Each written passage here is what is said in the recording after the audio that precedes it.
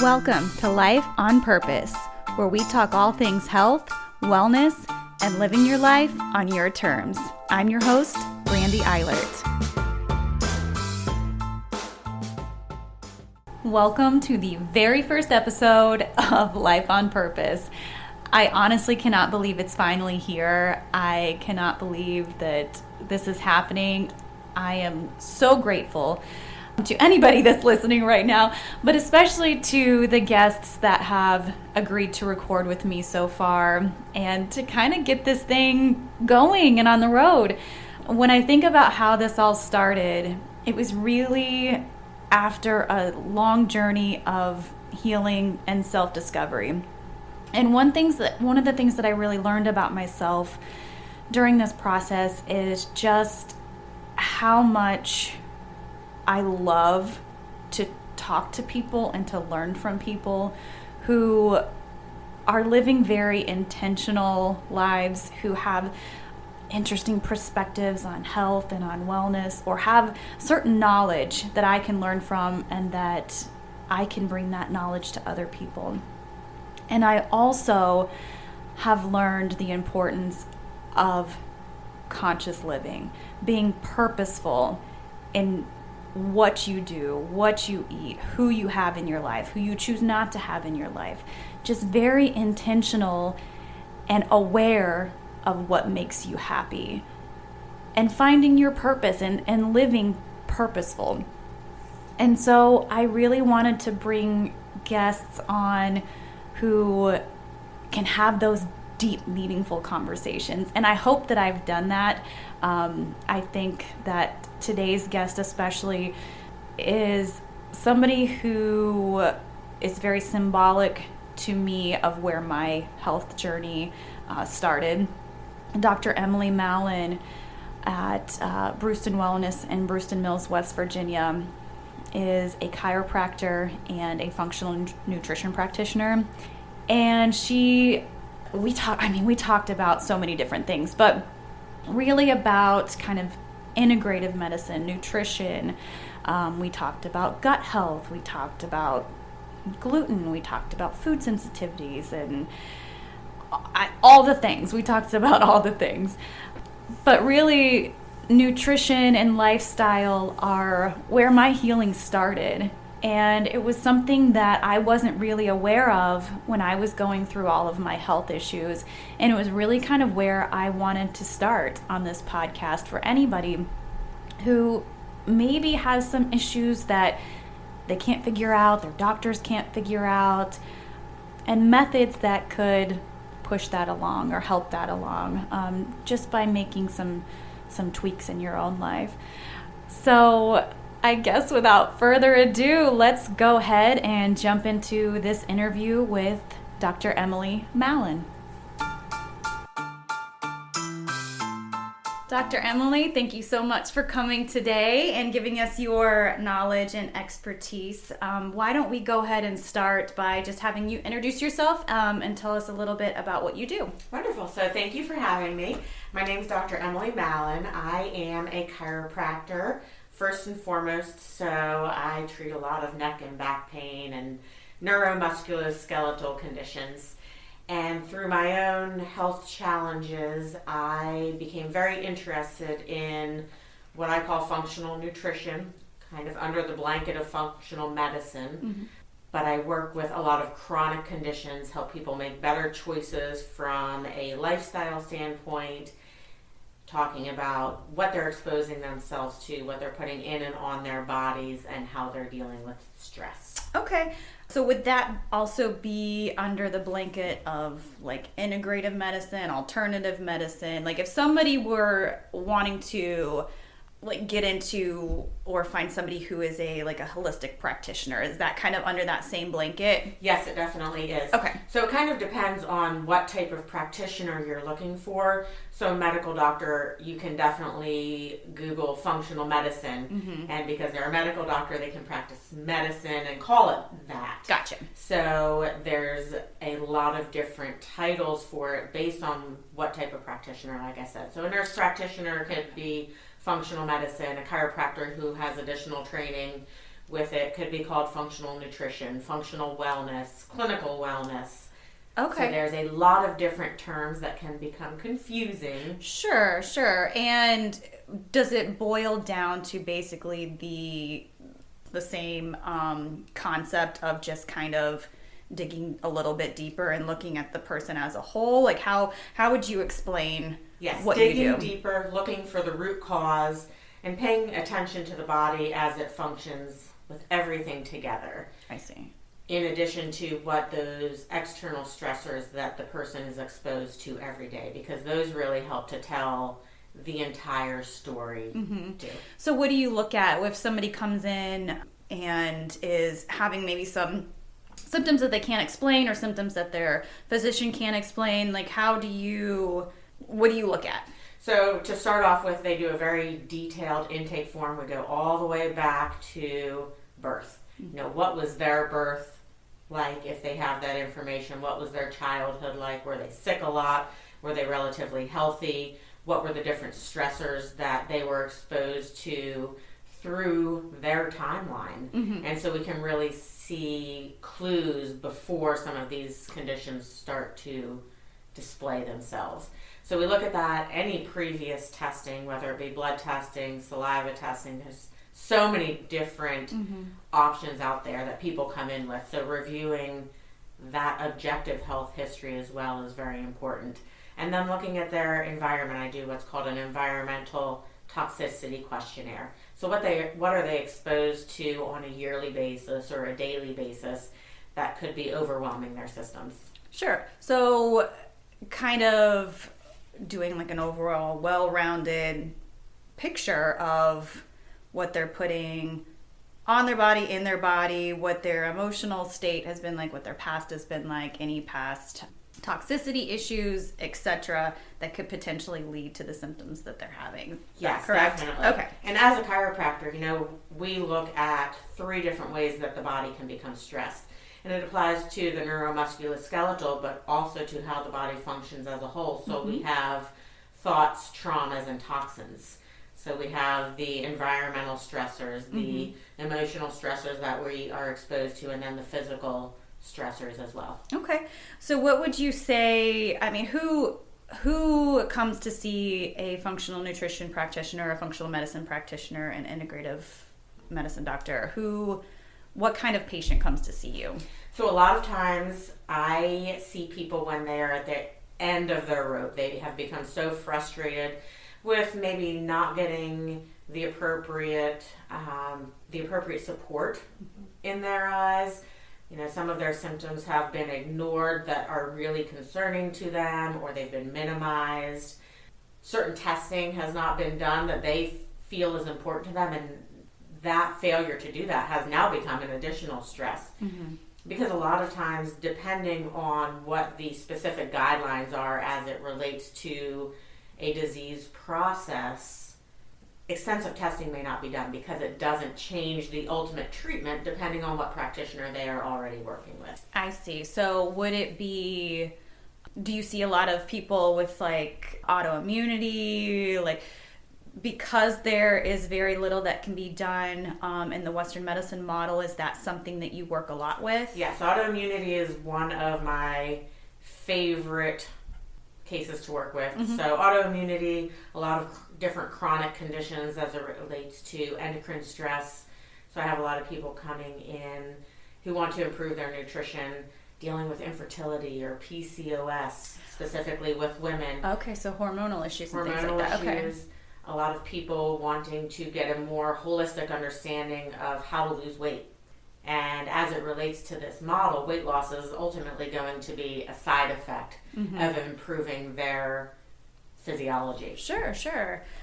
So where do you think the divide comes from when you're talking about, say, for instance, a person who goes in to see their practitioner and they have an autoimmune thyroid condition or Sjogren's or something like that, and they say, well, there's nothing really that we can do, we just have to wait for your thyroid to kill out or you know, what have you, and then you can be on prescription medicines for the rest of your life.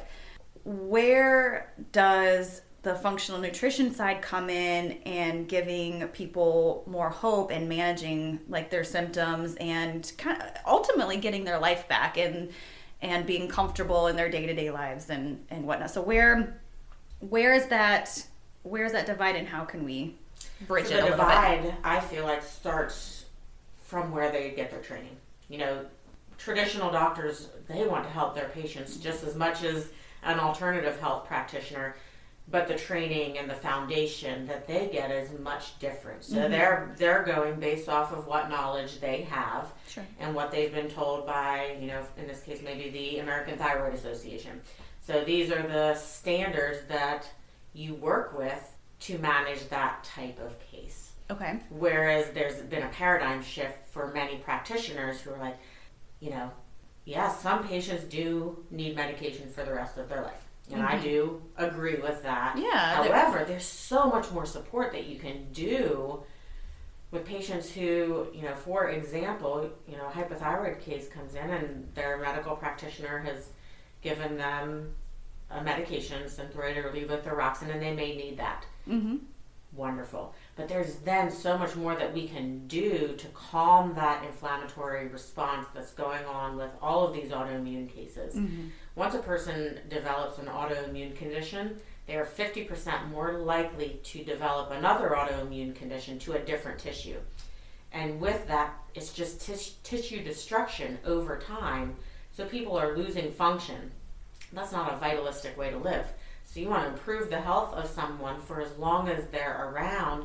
It's about helping them make better choices as it relates to stress management, what they're eating, what type of environment they're exposing themselves to from a chemical standpoint, what type of toxins are they using in their home, and how can they gradually or all at once, depending on what they're able to do, make better choices and kind of give themselves a deep clean.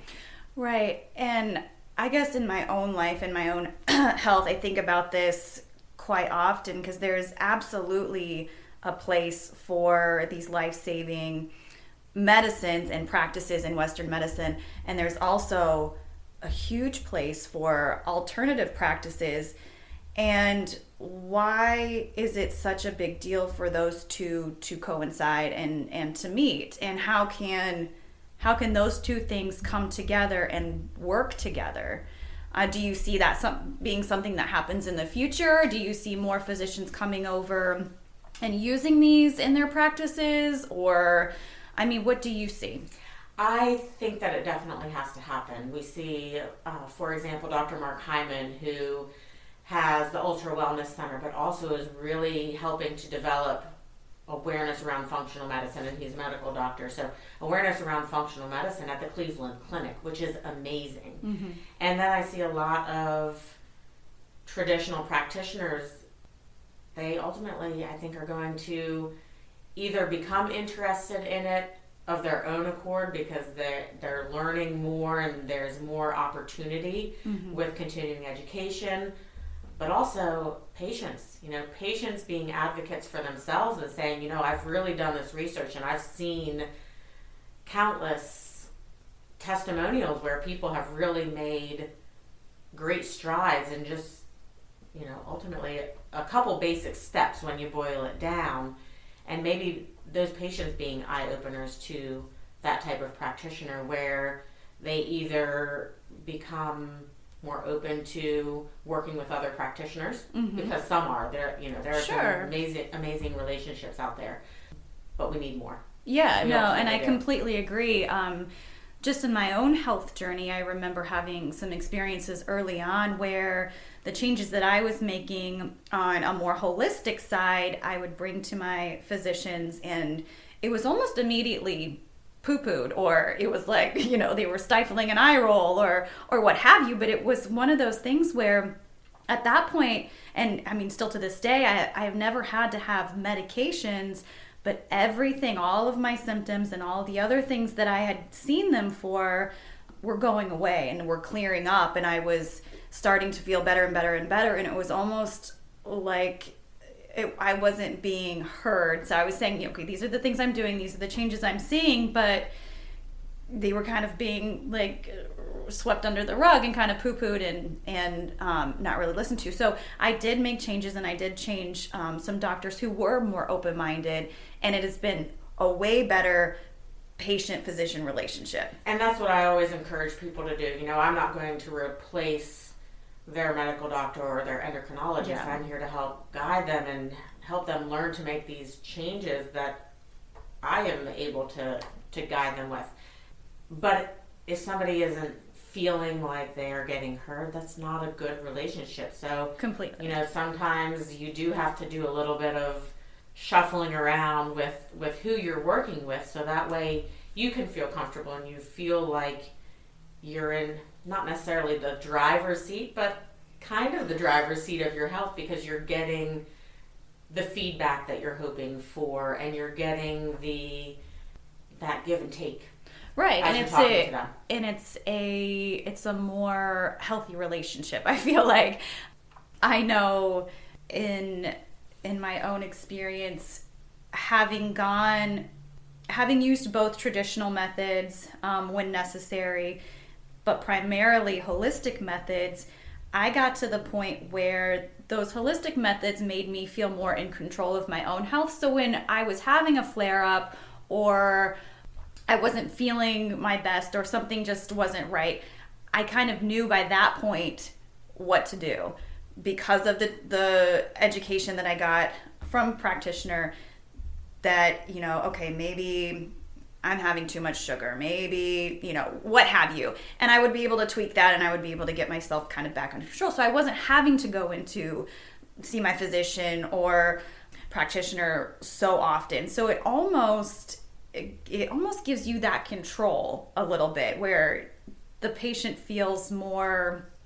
in control of their own health. Do you find that, like, with the people that you see and your patients? Yes. Yeah. Yes, as we go through dealing with some of these chronic issues, it's my goal to really help them understand how their choices can really make a difference. So I work with a lot of adults. So, you're an adult, you can make these decisions, and you're not always going to decide to eat something that's going to benefit your health. But you made that decision.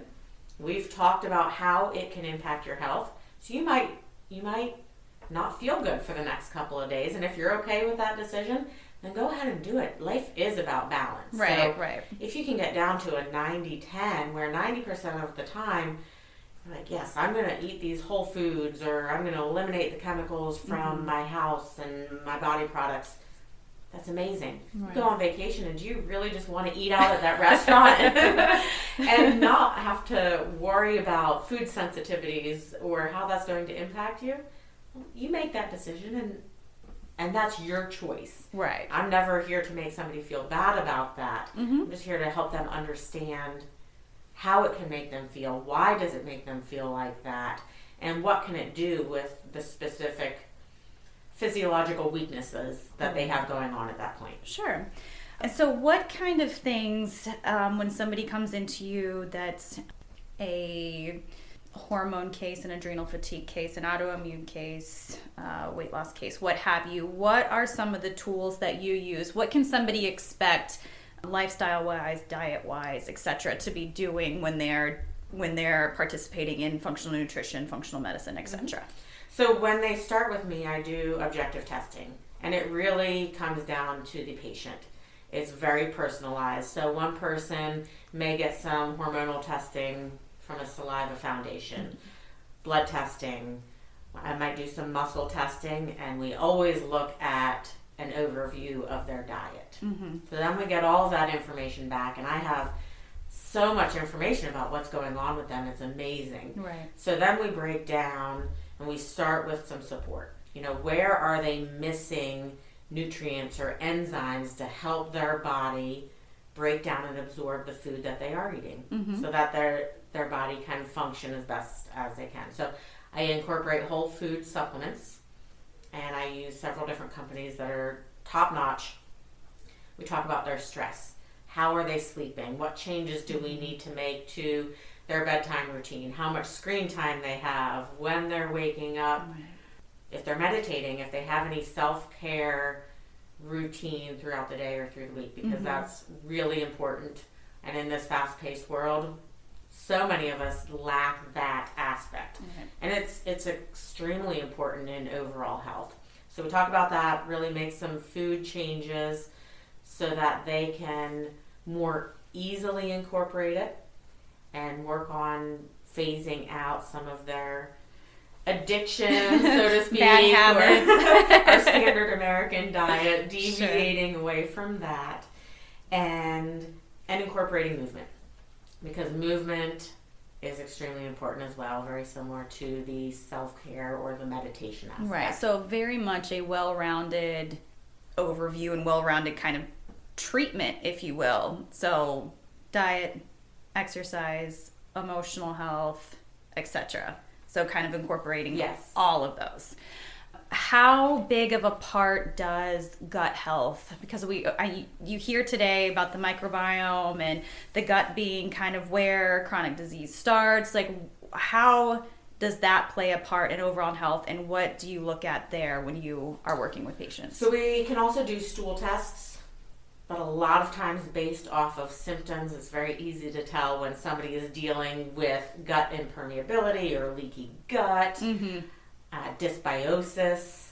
Sure. You know, it plays an integral part, and especially with a lot of the mental illnesses that we're seeing, there's more and more research coming out about the gut-brain connection, and it's incredible how it impacts a lot of mental illness and depression and anxiety. So it's basement level. And Right. you have to work on that to be able to improve all other aspects. So you hear a lot about probiotics. Yes. And probiotics are wonderful. You have trillions of bacteria in your body, which can become imbalanced, and you want to have some in higher quantities than others.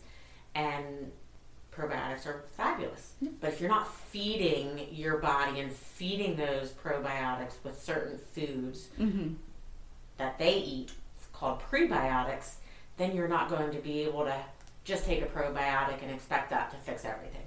Makes sense. So you need to focus on some good foods that have those prebiotic aspects. You can take prebiotics, but I like a whole food aspect as well, because that's really where the power comes in. Getting those phytonutrients and dark colored foods incorporated into your diet can really have a profound effect on the microbiome. Right, and I think most people are completely aware that diet is a huge part of overall health. However, because of what's available and, like you said, the standard American diet, it can be very difficult to make those changes and make those shifts over to what's convenient to what's good for me. Right. And so there are a couple tools that, somebody comes into me and they do eat, processed foods or fast foods because it's convenient. They're on the go. They have families. Right. I'm not going to expect that person to go and start buying all organic food. It's not realistic. So Right. how can I help them immediately? So, I always refer people to the clean 15 and dirty dozen. What foods are more important to, or most important to buy organic with less pesticides, and what ones conventionally farmed aren't going to increase that toxicity level as drastically. And, there are restaurants all over the place. How can you make a better choice when you are on the go so that you're not feeling tired and drained 30 to 60 minutes after you've eaten that food? Right. Well, so let's kind of dive into that then. When you're talking about food choices, what is the state of our food today, and how can people make those better choices and be aware basically of all the issues with, like you said, like pesticides and whatnot? So there's a lot of over farming going on. We are losing soil. So the food that we are exposed to today is not nearly as nutritious as it was 50 years ago. The soil we've lost a ton of topsoil. We've lost a lot of nutrition that feeds those plants. So I always recommend going to your farmers markets, getting a co-op or creating a little garden plot on your own yard or your own land, something that you eat a lot of. If your family loves tomatoes, plant a couple tomato plants. You're going to have tomatoes all summer. But then also, where are you getting your meats from? Are you getting the traditional meats from the supermarket, or are you going to local butchers and local farms where they're doing more of what we call like a regenerative agriculture, where they're using all aspects. They're using animals, and the animals are contributing to more soil being deposited that can then create healthier soil for the plants that are grown. Right. And you're supporting your local economy as well. So regenerative ag. And so even, is that something that people have to worry about as far as, if they do have nutrient depletions and they're depleted in nutrients and they are starting to incorporate more of a healthy, well-rounded diet, and they still aren't being able to build up those levels, is that because of the depletions in the soil? I mean, what? It's because of long-term consumption of food that has been grown in those soils. So I see. Are you going to say you come in with a mineral deficiency and you start eating better, you're going to start to feel better. Right. Might you still need a whole food supplement to help boost your levels so that you can then maintain with what you're eating? Definitely. Okay, that makes total sense. So let's kind of go backwards a little bit. Okay. How, you mentioned earlier about your own health struggles. Did you get into functional nutrition because of those? I mean, what does that look like? Yes, so I went to chiropractic school, which was, I loved school. It was stressful, and I felt like I was doing a very good job managing that stress. And about halfway through, I started to develop symptoms. I would lose my voice for a week at a time. I would just be completely exhausted to the point where, halfway through the day, we had classes all day long. Halfway through the day, I would just have to go home and take a nap and then hopefully come back for the rest of the day. But I would miss a class or two and miss out on a lot of content. And I went to my annual exam, and the provider was like, "Have you ever had your thyroid checked?" And I was like, "Well, no, I'm just hoarse and tired." She was like, "Yeah, you need to go get this test done." And so I was diagnosed with hypothyroidism and was distraught for a little while over the idea of having to be on medication every day for the rest of my life. But it did make me feel better for a short period of time. And then I graduated, had another provider, and I was back to just not feeling the best, tired again, gained a little bit of weight here and there. So they switched my dosage, switched my medication, and that story went on for several years. And it was just frustrating because I was 26 and I didn't think I should be feeling like that. Right. And I had a constant headache, like every day. It just felt like I had to hold my eyebrows up with my hands. So fast forward a couple years into practice, kind of just pushing through every day, I was exposed to this functional nutrition and started to do additional trainings with these providers who were went extremely in depth into why the endocrine system does what it does, and I was hooked. So, so at that point, why does it do what it does when exposed to stress? Okay, that's wonderful, but now how can you support it? Right. And I was one of those patients who, once I learned that, I was like, well, I'm all gung-ho. I'm going to fix everything just with managing my stress, changing how I sleep, eliminating some food groups that I was eating. And so in doing that, I'm just going to go off my medication. Well, my own decision, no provider told me to do that, and it was the worst decision ever. Because then going back to my provider, for follow-up testing and further management, I'm just one of those people, my condition doesn't allow me to make enough hormone for all of my bodily processes to happen at a high enough level. Right. So I take a medication every day, and I support and create balance with everything else I do. And it is always changing. Yes. Yeah. Now I have a family and different life stressors, and I'm Right. getting older. Right. So it's a constant give and take with understanding and trying to make better decisions. And each decision might change as we go down the road. Right. I mean, because we're always fluctuating and changing and growing, so there might be have to be like tweaks here and there. What were some of the biggest changes that you made that made the biggest difference in how you felt? Aside, I mean, still on the medication, but making all those other things, the headaches and the fatigue and everything, kind of either eliminate or ease. Yes. So for me, I have what's called Hashimoto's and hypothyroidism. And I know a lot of traditional practitioners do not support or believe that this makes a big difference, but I removed gluten entirely from my existence. So from my foods, from surprisingly hair, makeup, body products, it can be hidden in there. And that was the biggest difference. The biggest change that I saw. Now, what did you notice immediate, or was it immediate, or was it kind of like gently over time you noticed these changes after you took that out of your diet? So it was over time. You know, once you eliminate a food group, it can be stored in your body for 6 to 9 months. So I noticed a big change, but then there were days when I was like, I really know that I wasn't exposed. Yeah. But I feel the headache and the raspiness in my voice would get worse. And then, you know, we live in a world where you go to eat somewhere and they're like, yeah, it's gluten-free, and they meant to say it's vegetarian, you know. Right. Things happen. Things happen.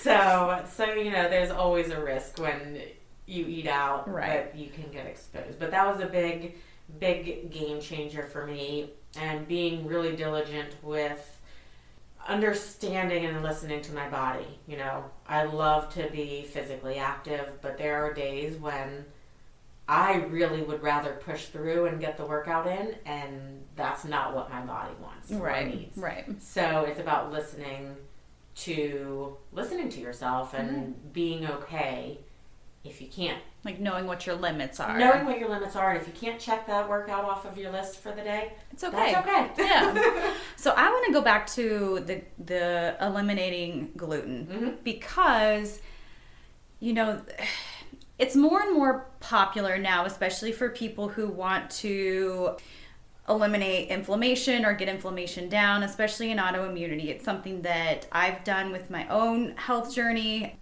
and has worked very, very well for me. However, there are practitioners and other people who will say, you know, that's just a fad. So what is it scientifically about gluten that helps a lot of people, especially with high inflammation or autoimmunity, etc.?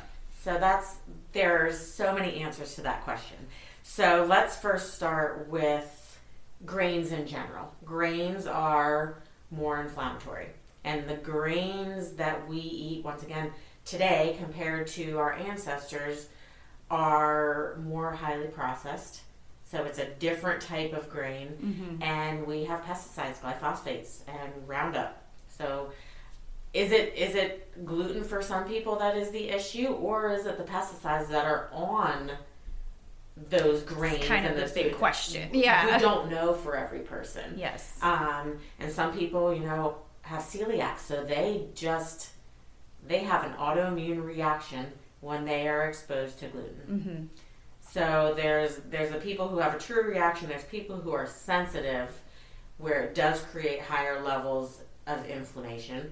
And then there are, I think, a lot of people who just are reacting to the pesticide, which is a toxin. Right.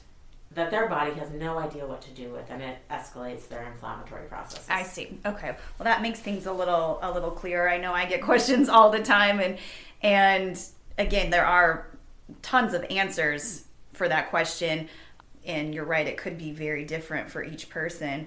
What would you say in thinking about kind of the health crisis that we're kind of in today, with the huge number of chronic illness, autoimmunity, hormone imbalance, etc.? What would you say some of the major causes are in your opinion and in your expert knowledge?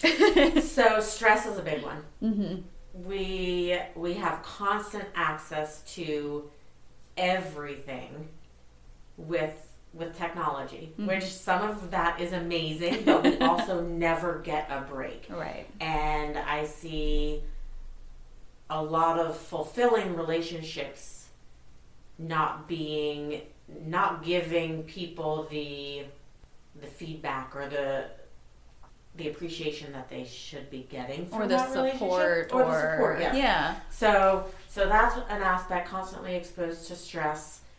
The food that we eat and that is readily available and that people are used to eating is definitely a big issue. So those would be two of the main things, and then self-care, and that relates to both of those previous issues, because if we're always stressed, if we're eating food that makes us feel like crap and we're just tired all the time, do you really feel like going to get the workout in or doing a meditation or reflection on your day that's going to help you make positive changes in the future? Probably it's not. It's a vicious cycle. Right, with all right. of that. So until people start to be inspired to make a change, or unfortunately deal with symptoms that are concerning enough to them to take the steps to make those changes, it is that vicious cycle. It's going to be keep going. Yeah. And I feel like more and more these days you hear people talk about just like getting through. They're not really living and thriving in their lives. Right. It's just kind of making it day to day. And it just seems so counterproductive and sad a little bit. Like, I just got to get through today, or I just have to get through this week, or I just have to. Let me get through this phase with the kids, and then, once we're out of diapers, it'll be good. No. Right. You have to find some enjoyment from each day. Sure, and you want to thrive, not just survive. Exactly, because ultimately, when you get to that last day, did you just push through everything for this? Right. Exactly. You want to get to the end of the day and be like, okay, I was super productive today. I was awesome. I'm kicking butt. But even if it wasn't super productive, did you laugh with your kids, or did you smile today? Right. Or make somebody else smile today, or like whatever makes you feel good. Yes.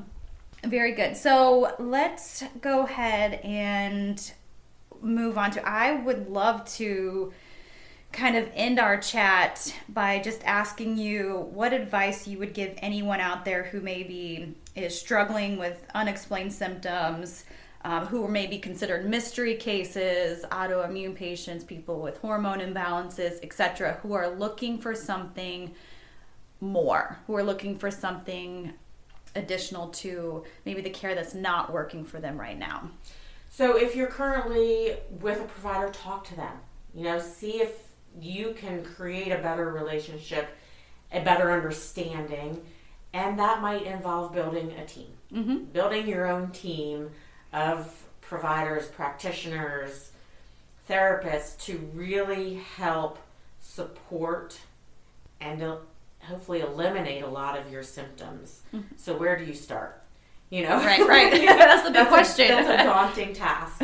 So, you can Google functional nutrition. Chiropractors, a lot of chiropractors do support with functional nutrition. It might be called different things, but there's nutrition response therapy, there's functional nutrition, functional wellness. If there's a functional medicine medical doctor or nurse practitioner in your area, wellness coaches have a lot of resources as well to where you can get started. And a lot of times one provider is not going to handle all of it for you, but they're going to have a network. Right. And they're going to have people that they can get you in contact with. And then do a little bit of self-reflection. What are you doing that's perpetuating this cycle for you? Sure. Can you not eat fast food 7 days a week? Is that something that you want to do? So that's probably what some of these people are going to tell you. Yes. Do some preparation and some self-reflection so that way you can get the ball rolling for yourself until you can become established with someone to help you out. Well, that's really great advice. So I really, really, really appreciate this conversation. I know that for me early on in my health struggles, it was legitimately a lifesaver for me. And I don't mean that like I was dying and physically a lifesaver, but it saved my quality of life by taking these steps. And like you said, building a team, because I do, like myself, have Western medicine practitioners. I have a nurse practitioner that I see who's fantastic, who also supports all the extra stuff that I do with functional nutrition and supplements and vitamins and meditation and all the stuff. Yes. And if everybody crosses over even just a little bit, it makes it a wonderful support for, like you said, you a team or the person. Yes, definitely. It's so exciting to see people improve and thrive. Well, fantastic. So thank you so very much. And where can people who are looking for you or functional nutrition or your chiropractic care, where can they find you? So I have 2 different locations. I'm at Brewston Wellness Center in Brewston Mills, West Virginia. Mm-hmm. And then I also have Healing Hands Chiropractic in Glenville, West Virginia. And that is only on Wednesdays. The remaining bit of the week I'm in Brewston. Okay. And I'm loving it. And thank you so much for having me. Yes. This has been great. Well, thank you so much, Dr. Emily.